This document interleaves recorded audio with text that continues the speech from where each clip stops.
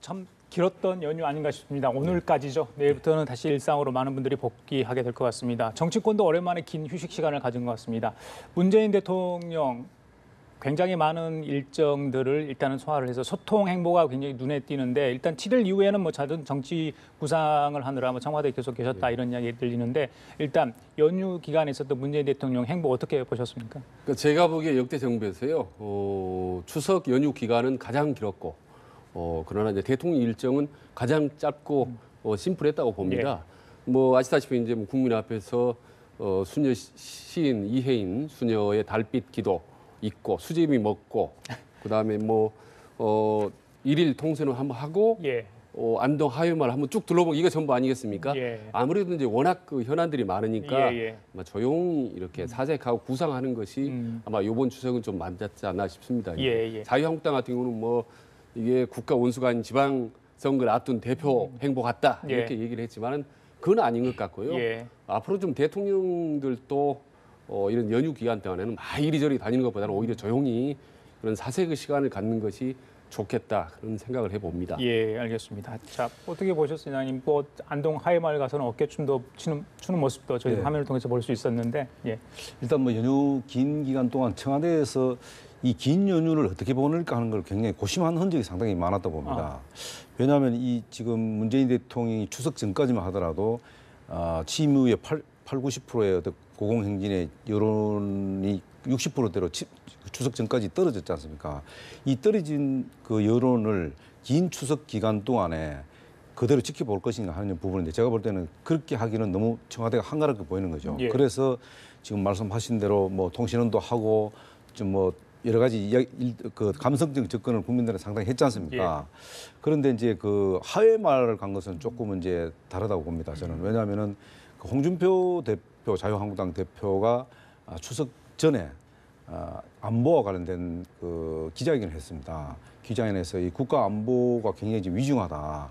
그래서 정부에 촉구하는 메시지도 전달하고 이렇게 하다 보니까 이 안보와 관련해서 당장 그 현안을 갖고 들고 대통령이 나오기는 좀 곤란하니까 하회마을에 가서 징비록과 관련한 이야기들을 하면서 국가 안보에 대해서 그래도 청와대에서 굉장히 관심을 갖고 이 지금 또 연휴 기간 동안에도 상당히 우리가 챙기겠다는 그런 의지를 보여주는 입장 아니겠냐. 이제 그렇게 본다면은 이 지금 감성 접근 플러스 직접적인 그 메시지는 아니지만은 그래도 안보와 관련된 그 대통령의 어떤 행보 이런 것들은 여론과 관련해서 상당히 그 의식한 그런 행동이 아니겠냐. 그러나 어쨌든 전반적으로 대통령의 어떤 감성적 접근 자체는 뭐 과거 전 정권에서 어느 정권에서도 보지 못했던 그런 여러 가지 감성 접근인데 그것이 이제 얼마나 국민들한테 다가가고 또 현실 정치에 얼마나 녹여들느냐 하는 부분인데 그 부분은 여론조사를 통해서 좀 더 지켜봐야 될 것 같습니다. 알겠습니다. 자, 연휴 후에 과연 이제 문재인 대통령이 어떤 해결책을 내놓을까? 여러 가지 현안이 있기 때문에 그에 맞는 이제 여러 가지 해결책을 내놔야 할 상황이 이제 된 것 같습니다. 그 중에 이제 하나가 10일 노동강 창건 기념을 맞춰서 북한의 도발 안보 이슈 관련이 있고요. 또 한미 FTA 재협상 관련 이슈도 있고요. 물론 가장 중요한 국감도 있습니다. 자, 이후에 해결할 가장 큰 이슈들 뭐 있다면 어떤 게 있을까요? 문재인 대통령이 부담이 될 만한 이슈가 있다면 어떤 게 있을까요? 그러니까 앞으로 어떻게 하겠다라는 큰 틀은 이미 안동 하회마을 가서 남긴 글에 담겨 있다고 봅니다. 이제 뭐 제조 산하와 증비 정신으로 되새기자 이렇게 했지 않습니까? 제조 산하가 나라를 바꾸자는 건데 적폐청산 계속 하겠다는 겁니다. 말하자면 이제 정기국 국회 국감 과정에서 여러 가지 지금까지 드러나고 있는 이명박 정부의 비리나 이런 부분들을 꾸준히 이런 거를 바로 잡아야 되지 않겠냐라는 이제 그런 부분이고 그다음에 당장 또는 한미 FTA 문제 이런 것들 국가적인 문제들을 해결하겠다라는 거고 그리고 이제 또 하나는 이제 증비 정신 아니겠습니까? 말하자면 이제 유성룡이 옛날 임진왜란 7년 동안 기록한 그 내용인데 안보 문제를 정말 최우선적으로 챙기겠다라는 이 두 가지 메시지를 이미 안동 하회마을에서 남겼고 또 그 정책에 따라서 그대로 구현을 할 거라고 봅니다. 지금 야당의 어떤 협조, 특히 자유한국당이 여야정 국정협의체랄지 지난번에 이제 대통령과의 여야 대표 회동의 불참이랄지 여러 가지 이제 그러니까 화합된 모습, 소통하는 모습 이런 모습들은 보여지지 않은 상황 아니겠습니까? 그렇죠. 이후에 좀 달라질 여력이 좀 있다고 보시는가요? 그래서 이제 그 추석 기간 동안에 대통령이 이제 국민과 직접 그 예. 소통하는 모습은 지금까지는 쭉 국민과 집도가는 소통하는 모습들은 많이 보여왔습니다. 그런데 정작 이제 정치권의 현안과 관련해서 실제로 대통령이 도움받고 국정 현안, 특히 안보라든가 FTA 문제라든가 뭐 적폐청산 이런 것들도 어떻게 보면은 야당의 협조를 받아서 이것을 추진할 수 있는 상황을 만들어 가야 되는데 대통령이 야당과의 소통하는 것은 굉장히 외면한 것 같습니다. 물론 이제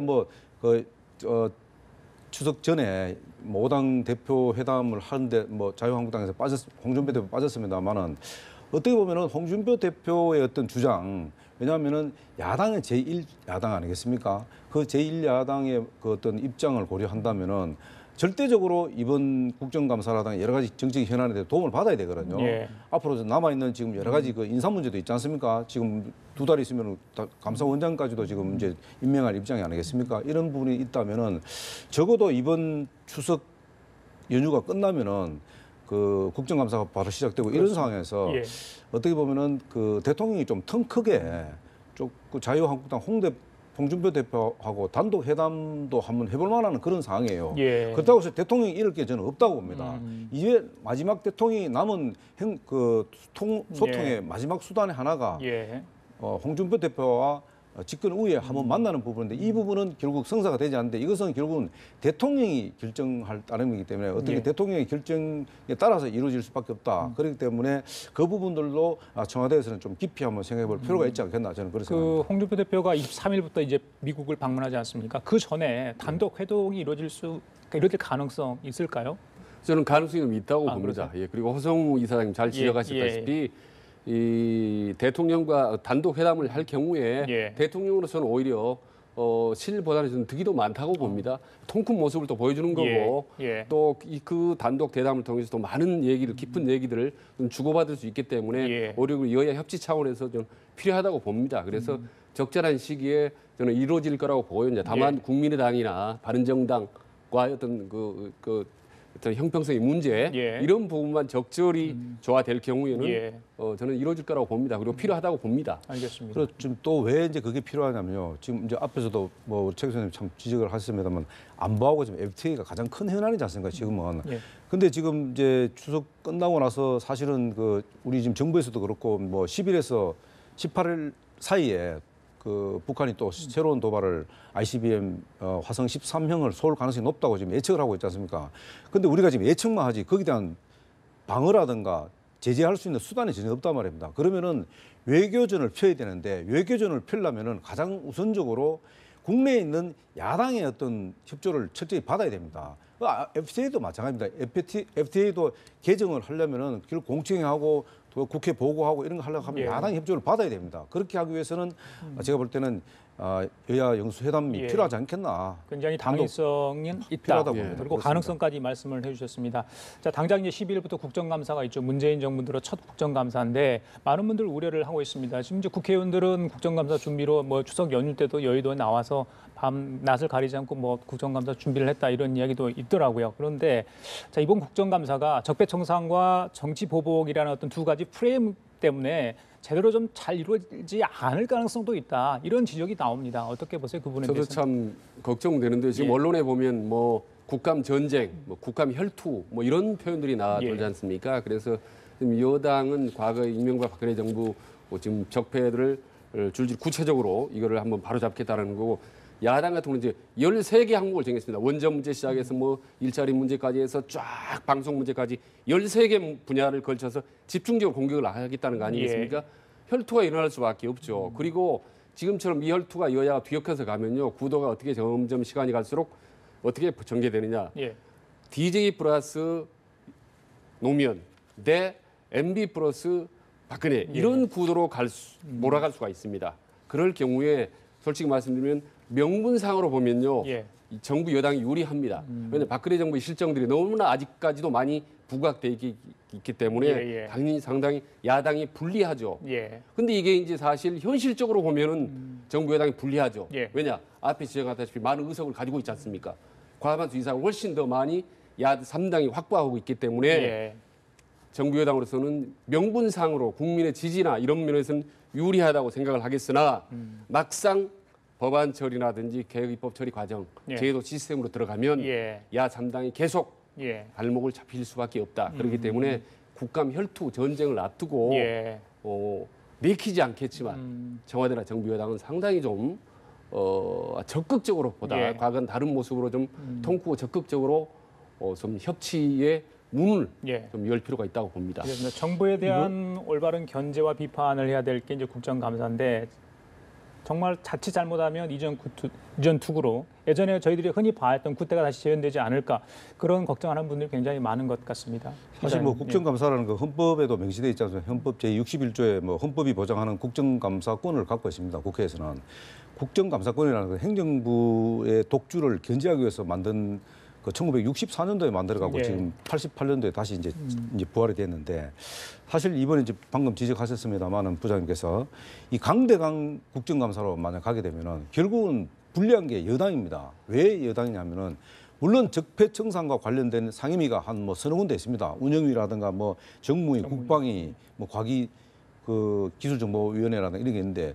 그 정무위라는 것은 결국은 그 삼성전자라든가 여러 가지 그 과거에 이제 적폐와 관련된 부분들 그 부분들이 있고 운영위는 이제 인사 문제와 관련된 부분인데 이 적폐청산과 관련해서 이것을 시동을 걸게 되면은 예. 이 국정감사가 실제로 자칫하면은 블랙홀이 될 가능성이 높다. 자 그러면은 적폐청산을 해야 되는데 과거의 적폐청산을 찾아내기 위해서 하다 보면은 과거에 노무현 김대중 정부 때 적폐가 만약에 또 파헤쳐져 나올 경우에 예. 국민들이 볼 때는 똑같네. 뭐가 다르지? 전 정부와 현 정부가 다른 게 뭐가 있지? 그런데 적폐청산한다? 이렇게 국민들이 의문을 갖기 시작하고 또 거기에 자유한국당이나 바른정당이 또 국민의당에서 새로운 의혹을 다시 제기를 했다. 이렇게 되면은 국민들이 볼 때는 정치권 전체가 사실은 보기 싫을 수가 있는 거예요. 예. 그렇게 되면은 청와대에서는 그러면 뭐 이거 괜찮지 않냐 하지만은 같이 맞먹겨서 돌아가기 때문에 예. 결국은 적폐청산의 신호탄을 누가 쐈냐? 청와대에서 쏜 거예요. 청와대에서 쏘고 그 민주당이 이것을 진행을 하는 것입니다. 예. 이렇기 때문에 이것을 갖고 지나치게 적폐청산 쪽으로 이 구도를 적폐청산이냐, 과거 정부 사실 뭐 잡기냐 이런 식으로 가게 되면은 예. 결국 이번 국정감사도 사실 국정감사 말로 끝나고 그랬지 실질적인 국정감사에서 벗어나고 정치 쟁점화로 빠질 가능성이 높다. 예. 그러면은 이것은 결국은 민주당 플러스 청와대가 손해 볼 가능성이 높다. 이런 그래서 거죠. 어찌 보면 그게 이제 야당의 전략일 수가 있죠. 그래서 어쨌든 여야가 충돌하면은 양쪽 다 똑같다. 이런 비난을 받고 이제 손해를 보는 제로섬 게임이 될 가능성이 예, 없습니다. 예. 그래서 이 와중에 좀 주목되는 게 국민의당 행보인데 여야가 충돌할 경우에 이제 국민의당 어떤 태도를 갖느냐에 따라서 양쪽의 무게추가 이제 달라지지 않겠습니까? 그렇죠. 그런데 지금 까지 보면 포지션이 네. 좀 애매모호한 측면이 있습니다. 예를 들면 적폐청산은 찬성을 하나 올인하는 것은 바람직하지 않다. 이게 이제 사실 국민의당 입장이거든요. 안보 문제도 그렇고 약간 오락가락하는 측면들이 있습니다. 그래서 이번 국감 과정에서 예. 잘만 국민의당이 그 역할을 잘 수행하면은 예. 참 멋있는 꽃놀이피가 될 수 있지만 잘못하고 이리저리 휘둘리고 말이죠. 과거와 같이 똑같이 이것도 저것도 아닌 모습을 보여주거나 하면은 이제 샌드위치 신세가 예. 될 수 있다. 알겠습니다. 그렇게 봅니다. 국감에 오를 여러 가지 혈안들 중에 하나가 이제 외교안보 현안 말씀해 주신 것들 있고 그다음에 중국의 사드 보복 관련해서 우리 기업들 피해 그런 얘기도 있죠. 그렇다 보니까 이번 추석 연휴 때 개봉했던 남한산성을 이번 외교안보 관련해서 빗대는 분들이 굉장히 많아요. 그런데 이제 이 남한산성 영화를 본 정치인들이 각자 다른 해석을 내놓고 있습니다. 물론 영화는 하나인데 뭐 시사는 좀 각자 해석하기 뭐 나름이겠죠. 그런데 평가는 굉장히 달라요. 지금의 상황과 당시 상황이 물론 다른데 어떻게 저희들 좀 봐야 됩니까? 이 영화에 대해서. 저도 이제 뭐 남한산성을 봤습니다만은 보는 각도에 따라서 달라질 수 있겠다라는 좀 생각을 했습니다. 그래요? 근데 네. 보면 이제 야당은 홍준표 대표를 위한 야당은 주로 왕의 포커스를 맞추는 것 같아요.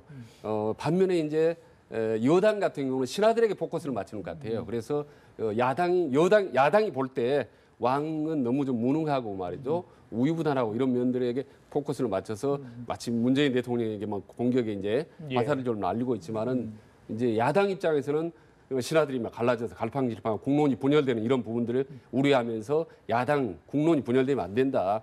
야당이 좀 같이 힘을 모아달라라는 예. 그런 이제 메시지를 던지는 것 같은데 제가 보기에는 양쪽 다 여야 양쪽의 메시지를 좀 더 함께 좀 기울일 필요가 있다고 봅니다. 그래요. 알겠습니다. 이사님 보셨어요? 예, 저도 봤습니다. 그렇습니까? 예. 저도 봤는데 물론 저는 영화는 영화로서 그로 만족해야 되는데 다만 그 이제 해석하고 메시지를 어떻게 해석하느냐에 따라서 뭐 입장이 달라질 수 있는데 저는 그 여당의 입장보다는 야당의 입장에 저는 동조를 했습니다. 왜냐하면은 예. 왕의 어떤 결단이라는 것은 결국은 50만 명을 희생시키고 1000만 명을 구하는 그런 선택을 해야 할 위치에 있는 것이 왕입니다. 왕의 권력이라는 절대적인 권력이고 신하들이 아무리 감언이설을 하고 또 지원을 하더라도 결국 마지막 판단은 왕이 해야 됩니다. 왕이 국제적인 정세를 판단하고 최종적인 결정을 내리기 때문에 그 무능한 왕 밑에서 백성들이 고생하는 것은 정말로 있을 수 없는 일이죠. 예. 지금도 마찬가지입니다. 국가 지도자가 어떤 결정을 내리냐에 따라서 많은 국민들의 피해를 보게 되어 있습니다. 예. 또 많은 국민들이 살 수도 있는 거예요. 그렇기 때문에 국가 지도자의 어떤 마지막 결단, 예. 이것은 정말로 잘 내려야 된다. 그런 측면에서 볼 때는 왕의 어떤 입장이라는 것은 매우 중요하다. 예. 물론 신하들의 입장도 중요하지만 마지막 결정은 왕이 내려야 되기 때문에 예. 제가 말씀드렸지만 50만 명을 희생시키고 1000만 명을 구할 수 있는 그런 왕의 결정을 국민들이 원할지도 모르죠. 제가 한 말씀 더 드리면 예. 이제 왕조 시대에는 사실 왕의 결단이 절대적으로 이제 중요하지만 지금 이제 민주화 시대 아니겠습니까? 이런 민주화 시대는 이제 대통령과 야당이 이제 함께 같은 책임을 져야 된다고 봅니다. 그래서 사실 지금 같은 여수 야대 국면에서 야당이요 발목을 세게 잡으면 정말 대통령 한 발짝도 못 나갑니다.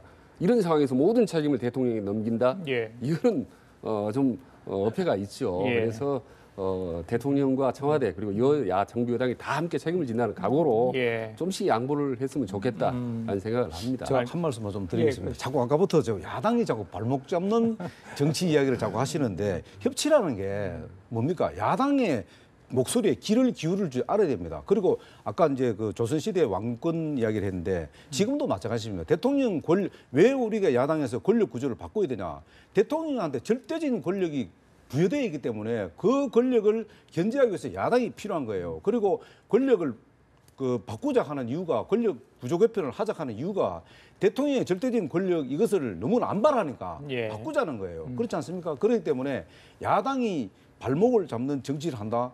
그것은 상황에 따라 달라질 수 있는 겁니다. 왜냐하면은 대통령이라서 절대적인 권력을 가졌지만 야당의 어떤 목소리에 비판에 귀 기울일 줄 아는 대통령이라면요. 예. 굉장히 현명할 수 있는 대통령이고 판단도 현명하게 내릴 수 있는 거예요. 알겠습니다. 그걸 자꾸 야당의 발목 잡기로 몰고 하면 예, 반- 이사님 말씀 말씀 동의하고요. 예, 네. 협치에 동의하고 대한 저도 이야기. 끊임없이 방송에서 대통령과 청와대나 여당도 좀 많은 걸 양보해라, 문을 열어라라고 이제 끊임없이 얘기를 알겠습니다. 했었습니다. 자, 영화 얘기를 했는데 굴욕의 역사였겠죠. 우리 정치인들 뭐 그 역사 속에서 답이나 혹은 길을 찾았으면 좋겠다 그런 의미에서 제가 질문을 드려봤고요. 자, 아까 우리 이제 교수님 말씀했던 그 적폐청산과 정치보복 얘기, 이명박 전 대통령 당시 국정원이 행한 댓글 관련 그에 이제 검찰은 추석 연휴 내내 수사를 진행해 왔습니다.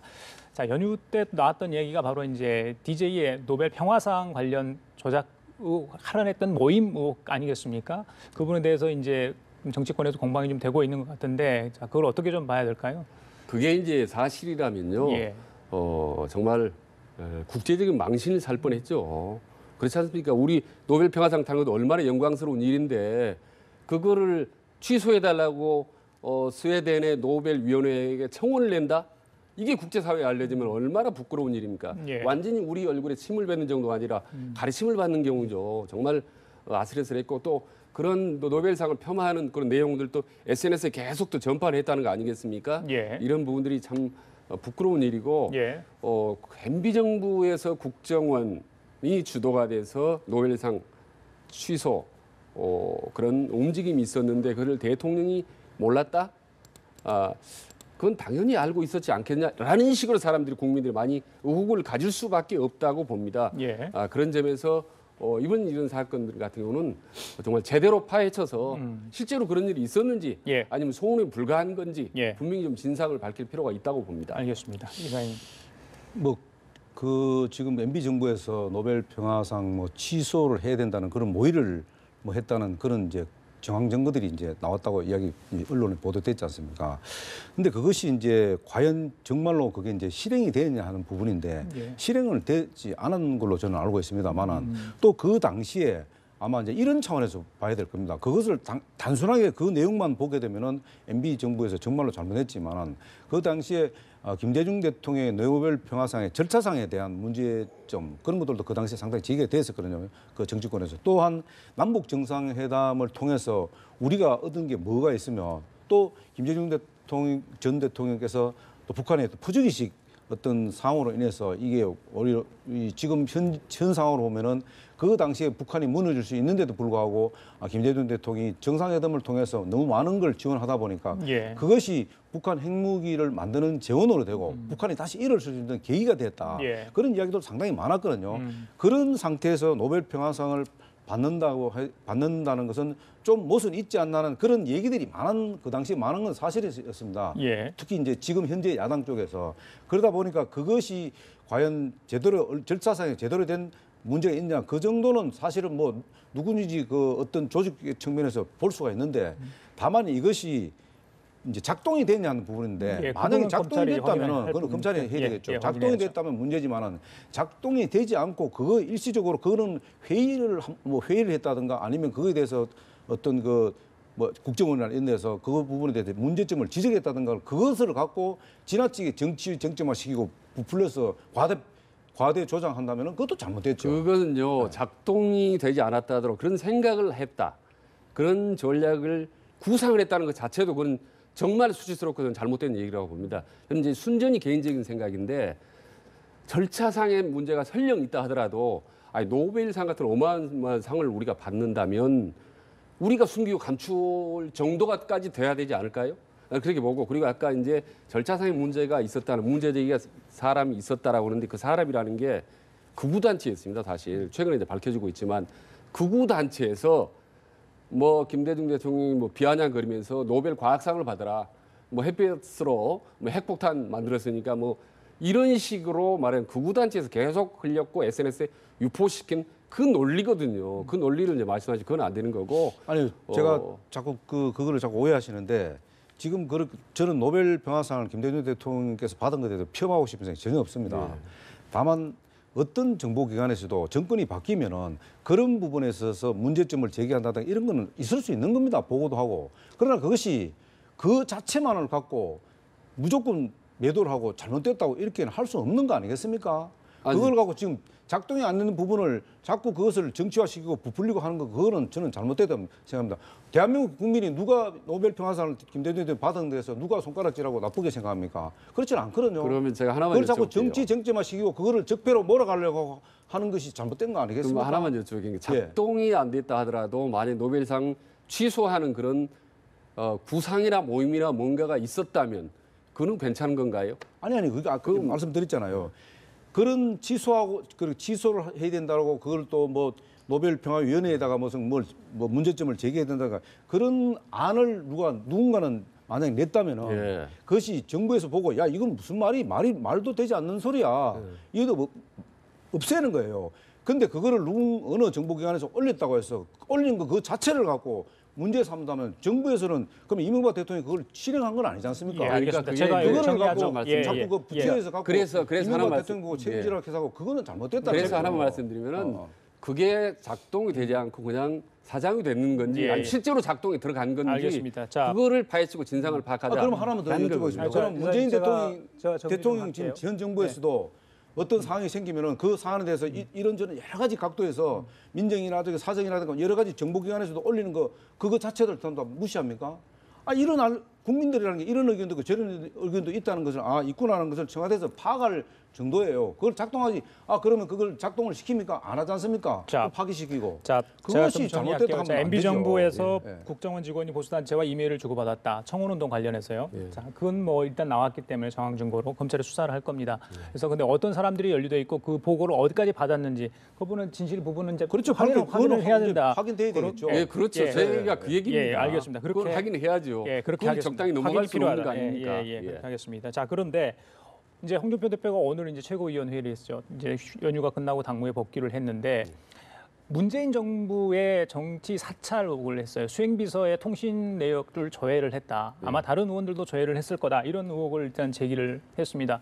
좀 파장일 것 같은데 교수님 이건 어떻게 좀 봐야 됩니까? 그러니까 이제 자유한국당은 이게 이제 상당히 공격을 하고 있지 않습니까? 예. 그리고 그렇지 않아도 지금 이명박 정부 국정원에 뭐 사찰이라든지 뭐 이런 문제들이 많이 있었는데 어떻게 본다면은 조금 사실 이제 반격의 거리죠, 호재죠. 그렇기 때문에 상당히 쟁점할 거라고 보고요. 예, 예. 다만 이제 이거는 여야를 떠나서 이런 부분에 대해서는 예. 명확히 진상을 파악해야죠. 근데 제가 생각하기에 지금 요즘 보면 온통 언론 지금 신문 방송에 지금 댓글 뭐 국정원들의 사찰 문제라든지 미행 블랙리스트 이런 문제로 온통 파헤치고 지금 적폐청산한다고 난리 예. 이 와중에 예. 문재인 정부 청와대가 뒤로 은근히 해서 누구 뒷사람 조사한다? 이거는 모르겠으면 제가 상식적으로 이해가 안 되는 부분인데 이제 이런 것도 진상을 파악해야 한다고 봅니다. 예, 여야 예. 불문하고. 예. 그래서 말입니다. 지금 이제 문재인 정부가 출발한 지 4개월 되잖아요. 홍준표 대표는 한 달 5개월 전쯤인가 지났죠. 얘기했잖아요. 그죠? 예. 그러면 분명히 시점은 이 정부 들어서 한 겁니다. 그렇다고 해서 문재인 대통령이 그 홍준표 대표를 사찰하라고 지시했을겠습니까? 안 했을 겁니다. 다만 이게 정권이 바뀌다 보니까 의욕적으로 예? 대통령한테 과잉 충성하다 보면 어느 그 기관에서 이렇게 할 수 있다고 의혹을 제기한 거예요. 있으면은 이것을 뭐 최악의 경우에 국정조사까지도 갈 수 있지만은 이것은 밝혀야 할 부분입니다. 그래서 마찬가지입니다. 이것이 지금 뭐 댓글 사건이나 아까 얘기한 뭐 그 여러 가지 그 지금 적폐청산하기 위해서 사안들이 예, 있지 않습니까? 예. 이명박 대통령 그런 것들도 하나의 그 정보기관에서 정보 수집 차원에서 할 수 있는 것조차도 그것을 적폐청산이라고 얘기한다면은 정보기관에서 역할이 없어지는 거죠. 예. 그렇지 않습니까? 이것도 마찬가지입니다. 홍준표 대표가 지금 그 정치 사찰 의혹을 지금 제기를 했지 않습니까? 그리고 군검경이라고 지적을 했지 않습니까? 만약 이게 사실이고 이것도 만약 검찰에서 밝혀져야겠죠. 그 하게 되면은 그렇다면 이것이 만약 사실로 드러난다면은 문재인 대통령이 어떻게 할 겁니까? 하야하시겠습니까? 그건 아니지 않습니까? 그러면 과거 정권에서 정말 치밀하게 조직적으로 사찰하고 어떻게 보면 이게 댓글을 달고 했던 그 모든 것을 말하자면 이거 하나로 말하자면 이제 어떻게 보면 맞불을 놓은 거 아니겠습니까? 사실 이게 어떻게 보면 이게 바로 이제 흔히 말하는 이제 물귀신 작전이라는 건데 그건 정말 이게 정치 공방으로 비화될 필요가 있다고 보고 예. 다만 이제 모르겠습니다. 이제 처음 나왔기 때문에 예. 통신 조회라는 부분을 어디까지 봐야 될지 이런 부분들은 아까 조금 전에 말했던 이명박 정부, 박근혜 정부 어느 대통령이든 문재인 대통령, 김대중 대통령이든 어느 대통령 불구하고 이런 부분에 대해서 정확히 진상을 파악해 가면 되는 거 아니겠습니까? 예. 근데 그 손만 대면 무조건 적폐청산, 정치 보복이다. 뭐 이렇게 몰고 가보면은 예. 뭐를 어떻게 아니, 하겠습니까? 제가 이거 한 여쭤볼게요. 말씀 지금 드릴게요. 내일 네. 홍준표 대표가 취임이 100일입니다. 대표 취임 네. 100일인데 오늘 이런 얘기를 꺼냈습니다. 방금 뭐 물귀신 작전까지 얘기를 하셨는데 자, 이런 얘기를 꺼내가지고 그러니까 논쟁거리를 만든 배경이 있을 것 같아요. 이사님 그거 같이 좀 이야기 좀 해주세요. 그래서 이제 이 부분 예. 말씀부터 먼저 드리겠습니다. 이게 뭐 그거 하나 갖고 뭐 그러니까 뭐 통신 사찰했는 거 그거 하나 갖고 뭐 대수롭지 않냐 이렇게 지금 뭐 최 교수님 말씀하시는데 저는 그거는 아니라고 봅니다. 왜냐하면은 결국 홍준표 대표는 어쨌든 대한민국 제1야당의 대표입니다. 제1야당의 대표의 비서의 통신을 사찰한다? 이게 있을 수 있는 얘기입니까? 그리고 이 지금 문재인 정부에서 그게 촛불 민심입니까? 아니지 않습니까? 그러면 홍준표 대표 입장에서는 왜 그러면 이것을 그 100일이 내일 100일 취임 100일에 끄집어내는지 지금 그 말씀하시는데 예. 저는 이렇게 봅니다. 적폐청산 계속 지금 하니까 그러면 문재인 정부에서 적폐청산이 없느냐? 근데 마침 이런 것들이 이게 지금 비서 통신 사찰을 하니까 이거야말로 적폐의 원조가 아니냐 이렇게 들고 나오는 거 아니겠습니까? 이걸 맞불 작전이라고 보면 되는 게 아닙니다. 이거는 엄청난 사실이 만약에 사실이라면은 정말 엄청난 사건입니다. 이거는. 아니, 그러니까 예, 그거는 이게 예. 만약에 사실이라면, 사실이라고 말씀했다시피 예, 이건 예. 순전히 야당의 주장 아니겠습니까? 그 전에 지금까지 나와 있는 이명박 박근혜 정부의 적폐라든지 어떻고 하는 것들은 구체적인 정황이나 물증이나 이런 사례들이 속속 지금 드러나고 있거든요. 이미 드러난 것도 있고. 근데 이건 야당을 공격하는 걸 딱 하나 잡아서 옛날에 그 오랜 해묵은 정권하고 같이 반열해 놓고 말이야 이건 똑같다. 이렇게 이명박 문재인 정부도 똑같다. 예. 이렇게 얘기하는 거는 너무나 저는 알겠습니다. 좀, 일단 아니, 잠깐만요. 일단 홍준표 그거- 대표가 이런 의혹을 제기를 했기 때문에 이후에 전개 과정 정권에서 논란이 될 것 같고요. 또 만약에 어떤 식으로든지 여당 쪽에서 이걸 받았다면 뭐 수사 의뢰도 하지 않겠습니까? 결과를 좀 지켜보도록 하고 오늘 대담 여기까지 마치도록 하겠습니다. 자, 지금까지 최재인 대통령 리더십 연구원장 허성우 국가디자인연구소 이사장이었습니다. 두 분 말씀 잘 들었습니다. 예. 예.